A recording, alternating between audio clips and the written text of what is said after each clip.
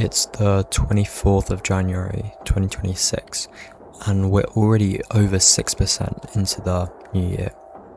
And you might not be watching this anytime soon as of the date I'm recording this video, and it might not sound like much, but whenever you're watching this, it's not zero. It's not 0%. Because time has already moved, whether anything meaningful has happened or not. And I think that's what people miss when they talk about making the days count. They imagine some big turnaround, pivotal moment, some huge productive streak, some dramatic reset, monk mode, some new protocol, etc. But that's not how time actually passes. Most of it disappears quietly without you even noticing, like scrolling on TikTok for a few hours a day. That compounds over your life, that adds up to months, maybe even years. And it's not in some huge dramatic way, it just slowly slips away without you even noticing.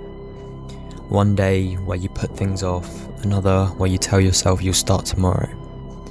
Another day where nothing technically goes wrong, but nothing actually happens. And then suddenly months have passed, you were wishing you'd started earlier, and you're still telling yourself, I'll start next week. And the way I think of it is tomorrow isn't promised, next week isn't promised. You might not have the chance to start next week. So I think we need to make the most of the time we do have in the present.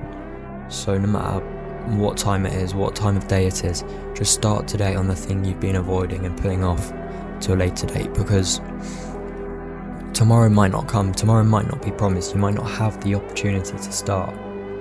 So why don't you start today? And there's a famous historical example of this. I think it's King Louis the 16th or 15th, I think it's 16th, of France. And he wasn't stupid, he wasn't cruel in the way history might portray him. He was actually known to be quite quiet, thoughtful, and even well-intentioned. But he had one fatal flaw: he delayed everything. France was collapsing financially, the public were angry, the system was clearly broken and something needed to change. But instead of acting decisively, he hesitated, he postponed reforms, he avoided confrontation, he kept believing there would be more time to deal with things later, a better time to deal with it. And day after day, nothing catastrophic happened, until suddenly everything did. The French Revolution didn't explode overnight. It built up during years of inaction, comfort and indecision. And he didn't lose his position because of one bad decision. He lost it because of hundreds of days where he chose not to do the work. He chose not to make the decisions. So nothing ever changed, and eventually he lost his life. And I'm not comparing modern life to that in scale, obviously, but the mechanism is essentially still the same.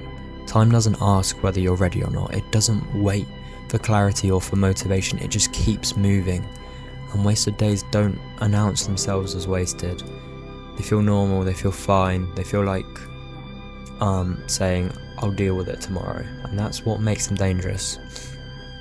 And I'm talking about this because I've already had days like that this year that didn't need to happen the way they did.